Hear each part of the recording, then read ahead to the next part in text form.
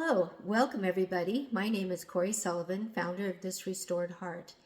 I focus on helping those who've gone through divorce find the healing that they need in order to move forward in their new life and thrive.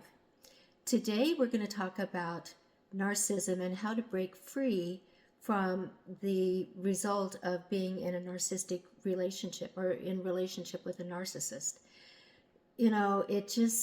I am finding so many more people these days actually coming out of toxic or narcissistic relationships and not knowing how to move forward.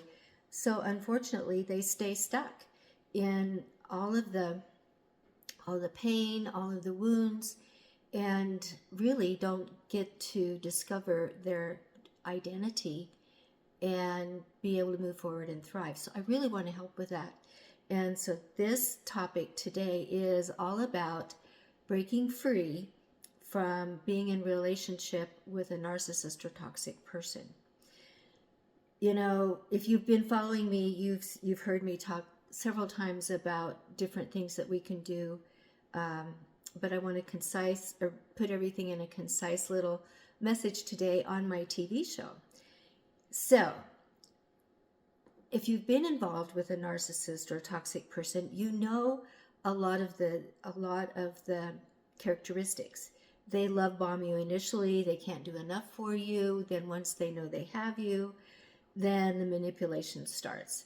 And it lots of times starts with them needing the attention, them needing the control, them gaslighting you when you don't do the things that they want you to do, right? And so many of the other things, they have a sense of entitlement. And they sometimes even use other people, friends, family members, or whomever, to create jealousy or rivalry in the relationship, which none of that is healthy. Would you agree? So the thing I want you to understand today is the impact of what that brings to your life, and how it can keep you stuck and not able to move forward. Because moving forward is really and truly the goal. You did not go through all of the pain and all of the wounds that you went through during your divorce and all the ugliness to get to a place where you're stuck and you're not able to move forward, right? I want you to be able to move forward. That is my whole goal today, is to give you some information to help you be able to do that. So first of all, understanding the impact is crucial. It's crucial to your mental well-being. You need to recognize the manipulative behavior that went on in your relationship, and you need to start establishing boundaries to protect yourself from that. So your first thing is to establish boundaries, because once you start to establish boundaries, you're drawing a line that says, no, you're not coming in here again. You are not going to manipulate me. You are not going to gaslight me. You are not going to try to control me, because I'm not going to allow it to happen. And I recommend that you do that for 90 days. I recognize that if you have children, that's an issue. So if there are visits back and forth, my recommendation to you is that you find somebody that can be a go-between and pick up the kids, take them there, pick them up, and bring them back. If you have to fix them dinner, pay them a little bit of gas money, whatever it is, set that boundary. And when you're setting up anything for the kids, or you're communicating to your former spouse about your children, then you need to do it through a way where you're not actually verbally talking with each other or in each other's space or anything like that. You want to do it through text messaging, through emails, something that's documented, number one. And number two, keeps the one-on-one, thing going between the two of you. The other thing, since we're talking briefly about the children need to be honored through this whole process. So if your spouse, your former spouse, and is not honoring your children, you need to make that person aware that they need to be honored, and that they cannot come and, bash you or anything like that simply because they don't have control and they try to use the children to control you. The children are not pawns. They are not to be collateral damage. They are to be honored, and they are to be kept free from the narcissist's behavior and control. So he or she needs to know that. And narcissists are women and they are men. I have experienced both. And I'm here to tell you that neither one is very pleasant. And I'm sure you know that. The next thing that I want to talk to you about after you've started to set boundaries is and maybe another boundary, we talked about the email thing, but another boundary is if you go to the same church, or you go, you do, you're in the same bowling league or whatever, it's okay to separate yourself from that. I guarantee you they're not going to probably want to separate themselves. So you need to take it upon yourself, as uncomfortable as it is, and maybe feel as unfair as it is, for your own good, to separate yourself, find a different church for the time being, or attend that church online, and develop a relationship with a couple of people from that church, so you still have the relationship there.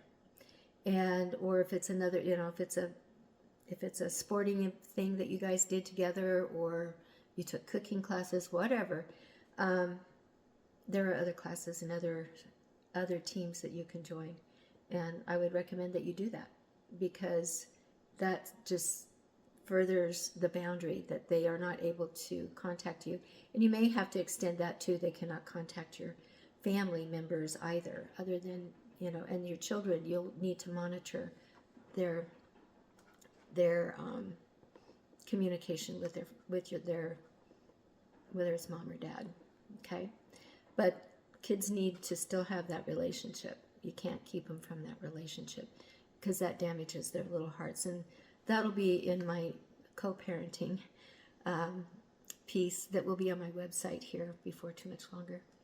So the next thing is to start taking care of yourself, because the thing is that you probably didn't take care of yourself in your relationship, because your biggest thing was, how can I make this person happy? How can I get back to where I feel like they loved me?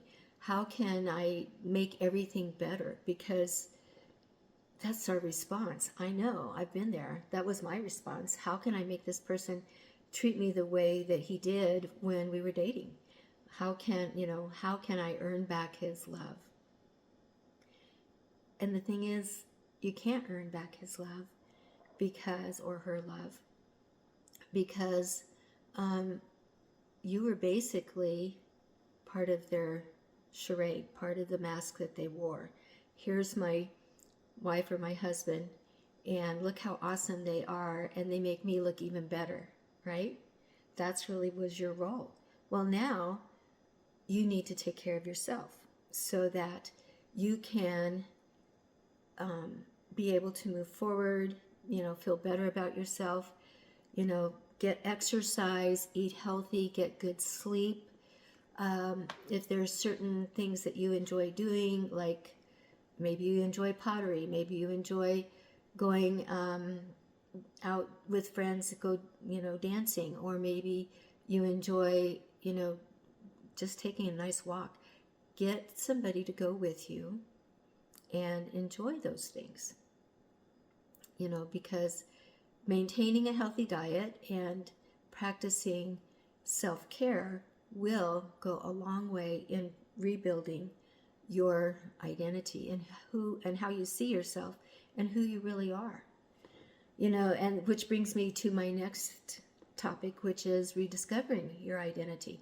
When you got married, you probably had all kinds of great things that you thought, oh, we're going to do this and we're going to do that. We're going to travel here. We're going to build a home here. We're going to establish ourselves here, so on and so forth. Well, unfortunately, those things were maybe real for you then, but they're not now, because your former spouse probably didn't share those things unless they were his or her idea. So I want you to reconnect first and foremost with what makes you happy. What is your passion in life? What are your interests? You know, I have a friend that had gone through a divorce from a narcissist, and he loved hockey. And so he joined a hockey, just a recreational hockey league, and got into playing hockey again, which he had been very interested in doing that before, and he'd played off and on, and he played prior to his marriage. But after the marriage, it just didn't fly. And so he decided to get back into hockey, and he loved it, and he was great at doing it. So I have a girlfriend that found new interests, and one of her interests was learning how to do kickboxing. And she has since gone on to really and truly do very well in that sport. I have another friend that has gone on to doing fix and flips and things like that, which she would have never done had she been in her marriage. So I'm just saying that there are all kinds of things out there. Cooking classes, maybe you want to learn how to do pottery, maybe you want to do ceramics, maybe you want to join a travel club. I have a friend that joined a travel club, and she is just now coming back from Portugal and Spain. And she did a trip a year ago to Italy with this travel group. So there are all kinds of outlets out there. You just need to open your mind as to what makes you happy and go do it. And as you're doing those things, then you really start developing a self-discovery of who you really are. And you start to have your identity, recognize what your identity is. Your personal growth is happening. You're becoming happier because you're doing things that you really wanted to do. Maybe you didn't want to, maybe you didn't really, you were working and you didn't enjoy your job. So maybe you went back to school and got some training in another area, or, something that really was your passion that made you feel like you were really enjoying your life, because that's the whole thing. I want you to learn how to enjoy your new life. That's numero uno. So I know I've thrown you out the boundaries, and then your self-care and self-discovery, personal growth, identity, those things. Those are huge things that are going to help you break free from the bond that your narcissist or toxic person had over you. And you'll be able to enjoy your new life. And I would love to come alongside you. I coach so many people that have gone through a divorce or a relationship with a toxic or narcissistic person, and help them be able to move forward and thrive. And I would love to do that for you. At the bottom here is my email address, Coree at Coree Sullivan, CoreeSullivan.com. And I would love to just visit with you for 30 minutes. I have a free 30-minute heart shift call, and that link will be down below. You can just go right to scheduling that.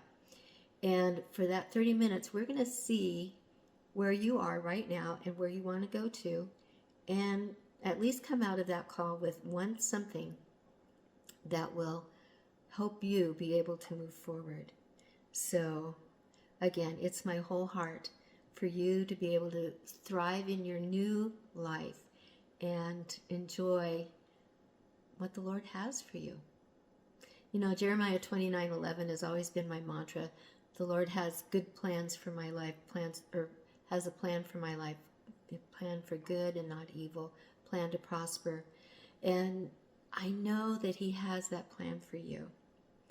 So I really hope and pray over you, that you find that freedom. In fact, right now, Lord, I just ask that you touch anybody and everybody who's watching this TV show and know that they are in the palm of your hand and that you will work everything out for their good. And that you saw the tears, you saw the pain, you saw the wounds, and that you want to be the healer and comforter that you are for them in this time, so they can move into their purpose and into the life that you designed for them. We give you all the praise, Father God, for what you're doing. So I ask that you just reach out if you need to, and God bless you. Bye for now.